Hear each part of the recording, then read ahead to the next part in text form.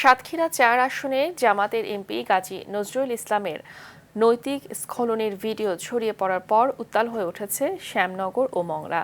এমপির পদত্যাগ ও দল থেকে বহিষ্কারের দাবিতে বিক্ষোভ মিছিল এবং সমাবেশ করেছে সচেতন নাগরিক সমাজ। শ্যামনগর প্রেসক্লাব চত্বরে আয়োজিত সমাবেশে বক্তারা তাকে অবাঞ্ছিত ঘোষণা করেন।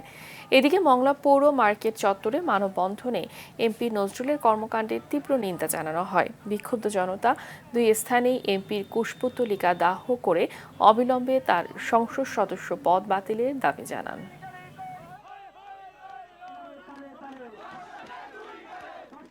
একজন সমাজগুরু যদি এরকম চরিত্রের হয় তাহলে অন্য মানুষ কোথায় যাবে? আমরা চাই তার পদত্যাগ অবিলম্বে। এই ধর্ষক, এই লুচ্চা, এই কাজী নজরুলকে আমাদের শ্যামনগর থেকে অব্যাহত দেওয়া হোক। যিনি আমাদের ধর্মকে ব্যবহার করে ক্ষমতায় যে এমপি নির্বাচিত হয়ে তার মাধ্যমে এমন একটি কলঙ্কিত ঘটনা আমরা দেখছি। এজন্য আমরা ওনার শ্যামনগর বাসী সকলের পক্ষ থেকে ওনারে আমরা অবঞ্চিত ঘোষণা করছি।